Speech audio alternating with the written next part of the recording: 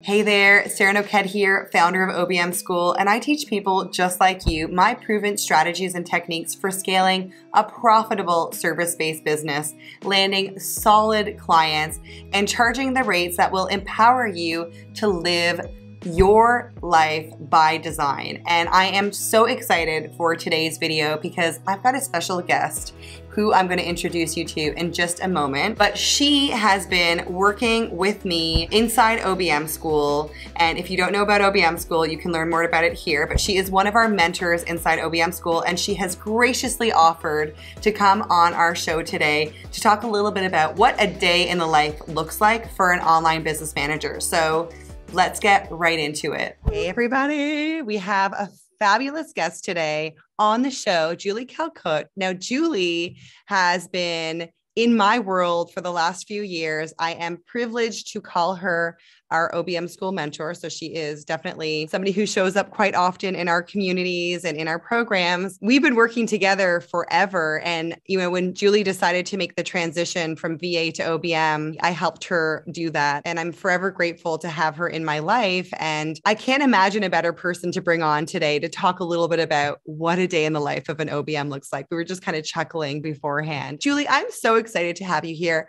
Tell us a little bit about yourself, like especially where you're from and how you got into this crazy online world. Hi, I'm so happy to hang out with you. It's always one of my favorite things to do. So I am here in Alaska where it is cold, snowing in September. And I came into the online space through a podcast. I heard about this world of virtual assisting, and I knew I wanted something to do while my kids were at school. And I knew that I wanted flexibility because I didn't want to be tied to a desk when they were sick or they had field trips or any of those things. So I started doing virtual assisting work. I did that for probably 6 months and then transitioned into podcast management, which I love podcasts. And I thought, this is going to be it. It's going to be my jam. And you always think it's going to be it. It's always, this is going to be it. This is it. I want it to stay like this forever. And then you're like, it changed. Oh, it's so great that it changed. It was funny because I hired a website designer and I was like, okay, I'm going to build this website for podcast management. So she started, and I think it was a month in, and I heard you on a podcast, of course, a podcast. And I was like, I'm so sorry. This is going to be my people. I know this is like, I felt it deep down. It was a different feeling than the other things before, which were interests, and I liked them all. But hearing you talk about the world of OBMs and online business management. I just got chills as you said that, because I too had that same feeling. I was like, yes, it was. I can rock that OBM. 100%. So I called McKinsey and I said, I'm so sorry. Stop the presses. We're going to have to redo the website because I just signed up for this program and I'm all in. So that was when I was looking it up. It was more than 2.5 years ago that I started with the program. And then, we went through all the coursework, and then I've been working as an OBM for 2.5 years now. Wow. I think that's amazing. And I think there is so much to be said about what it looks like to be in the shoes of an OBM. So why don't we start by really getting into it and talking a little bit about what it really looks like your day to day? Because I know not all of us have the same day to day, but I'm curious to know, what does your day look like when you're OBMing? Yeah. And this depends on the season, right? Right now, my kids are thankfully back in school. We'll see how long they stay there. Yeah. So my day really revolves around their schedule. I get up with them, get ready, pack lunches, take them to school, come home, and it's full OBM mode. I start off in the project management tools, check in with clients, check in with Slack, and just see if any fires or anything crazy has happened. You need to put out any fires. Right? I check in on Voxer and see what's happening on there, which is like a walkie-talkie voice app. And then usually my days are set between meetings and then work. So the meetings in the beginning of the week are usually more. Clients usually want to start their week with meetings. So Monday is pretty much full of that. And then as the week goes on, the meetings get lighter. I block out my time by what projects are coming up, if there's any launches coming up, working on ongoing projects for clients. So I look at my week at the start and say, what do I need to accomplish? What can I delegate? And then block out my time. So by the time I get to my desk on any given day, I know what I'm going to tackle, what I'm going to work through. And I use a Pomodoro timer. Mostly I'm at home. And so it's me, my dog. I set the timer. It just really helps me do this focused work. And I find that if I can focus my timer is 25 minutes. Yeah. If I can focus for 25 minutes, sometimes I'll do 2 blocks in a row, but no more than that. And then I'll get up, stretch. Sometimes I throw a load of laundry in, get another cup of something to drink. Dinner. Yeah. Throw something your in 8th cup of coffee. Yeah. Right. Get some popcorn. That's my favorite desk snack. So it just gives me that 5 minute. It's so interesting that you're saying that, because I actually have a very good friend who's a copywriter, and she uses that method for, maintaining her sanity, because otherwise, I know myself, I'll go for 3 hours and then I come out of my trance of doing whatever, setting up a project or mapping out a funnel or having a really long client meeting. And then I'm just like, am I coming or going? I haven't eaten. I've had 800 coffees. So I think that's a really good tip right there, that Pomodoro's time tracking and using those 20 to 25 minute time blocks and then taking a break. And you can race yourself. You could race and see, can you get this amount of work done before the timer goes off? It's like there's that principle that Parkinson's law. Parkinson's law. I talk about Parkinson's law weekly. I'm like, Parkinson's law. Everyone's like, what? Time fills the space that you have. So if you give yourself 5 hours to do something, it's literally going to take 5 hours. So yeah, every time. But that's so smart. I'm going to try that. So you have these great methods. You have a great, work-life balance, because I know you base your day around your kids and your kids' schedule. So you get the majority of your work done while the kids are at school. Hopefully they stay there. And then what does it look like? Then they come home and you have dinner. Do you ever work in the evening time for anything? If I want, I find that depending on the season, right now, we're just full on kids activities. Yeah. It's cold here. And so I like to start up my knitting projects, and I have great boundaries with my clients. And so there are times when you're just really excited about something and you want to come back into it. And then launch time, we're all just geared up, excited and gung ho. And so for launches, then all bets are off. I'll show up whenever to just keep an eye on things and do whatever is needed. But otherwise, I have really great work-life balance. You mentioned a little bit about these boundaries that you have with clients. And I'm so curious, do you have any tips to share with our listeners? Because we are all about boundaries as OBMs. So do share if you have some juice to give around boundaries and expectations with clients. Yeah, I think setting up really clear communication and boundaries from the beginning for me is key, because it's really hard to roll back what has already happened. Mm-hmm. So if we have communication in my welcome packet, and these are the hours I work, here's when I'm available, here's how long it will take to respond to certain things. And that can depend on the size of the retainer, but ultimately it's pretty much within the same range. And then starting to work with someone, I really make sure that I stick to those myself, because it's tempting sometimes to see a voice message come through on the weekend and you have the time and you just want to listen and respond. But especially in the beginning, I make myself not respond and stick to my own boundaries. Then on Monday morning, I open up my stuff. We get responding. We respond to emails. We get going. But if I don't respond to, or if I don't respect my own boundaries, then my client's not going to respect my own boundaries. Mm-hmm. And so with the clients I've had, because I've started that up front and been really consistent and clear with those things, I haven't had an issue then with later on things falling apart or somebody trying to push through those boundaries. That's a really good tip to share. I think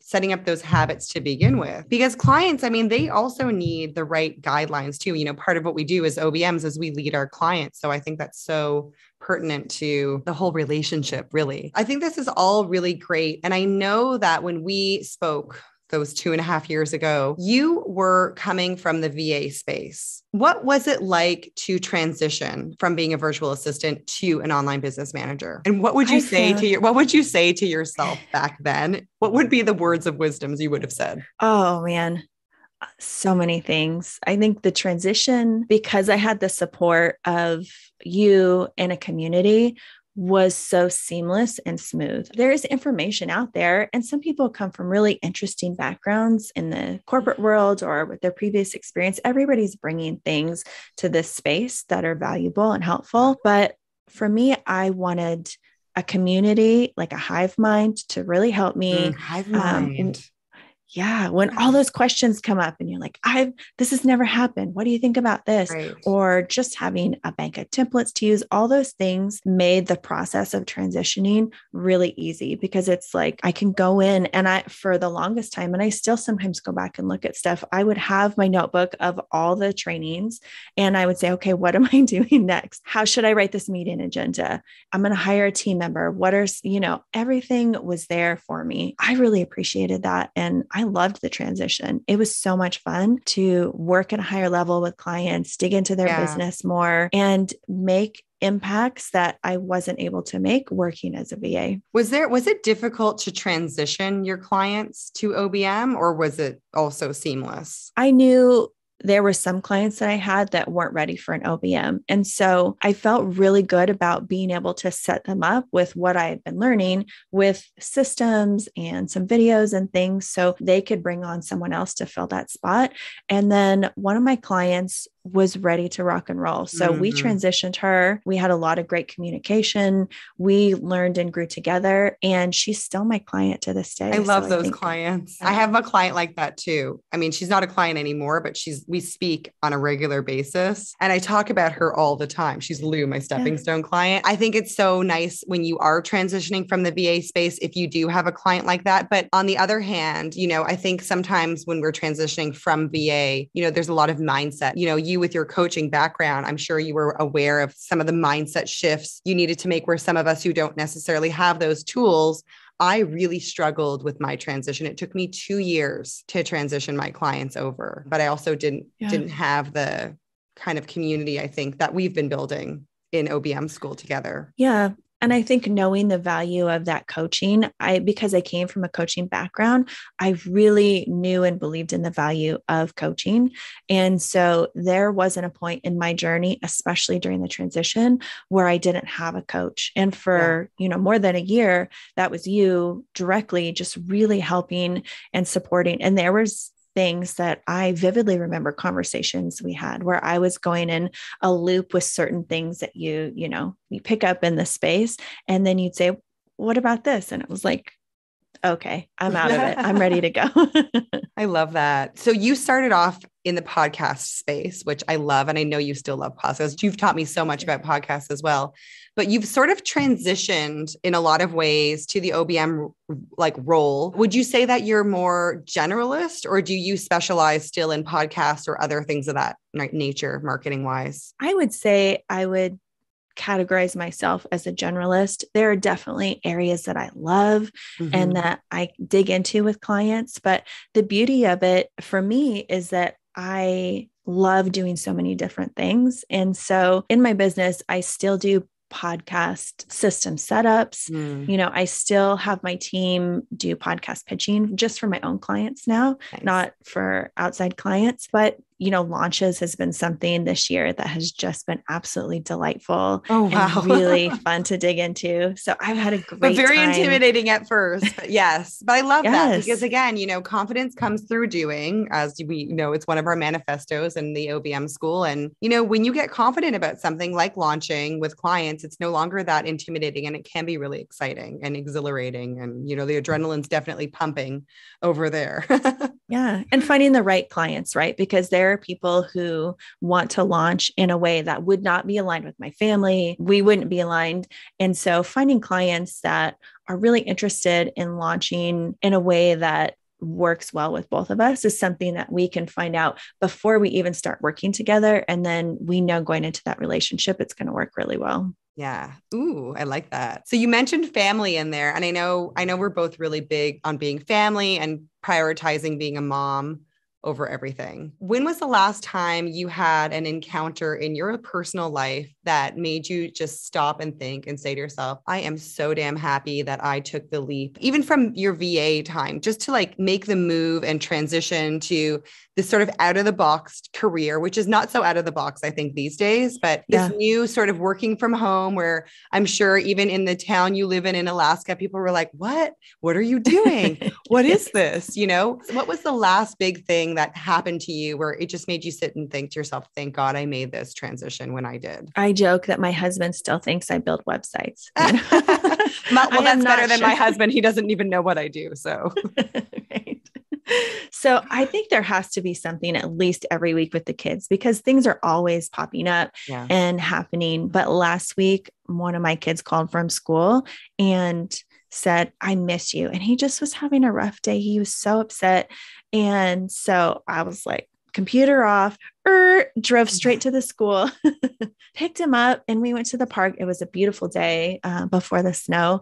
And we just had a little lunch and got to hang out for a couple of hours. And it was a beautiful reminder of the flexibility that I had. And even if I had client calls or client meetings, I know that I could call and say, I'm so sorry. I have had a family emergency come up, and they share those same values. And we could have rearranged and reworked our schedule. It was amazing. And then the kids were out on Saturday. So I did spend a couple hours just catching up on some things, but it was really joyful. It wasn't like, oh, I got to sit down and do this. It was like, oh, I get to dig in and finish up. I've been wanting to like map this out. I know. Yeah. That's really great. The work that we do as OBMs is fun and exciting, but it also can sometimes feel, not amazing and exciting. But when it does feel like that, it's great. And that makes me really happy. Are there any words of advice or wisdom that you would sort of share with yourself back when you first started? I mean, I know we mentioned not that you ever had a fear of investing in yourself, but something that you would have said to yourself. Like I actually vividly have this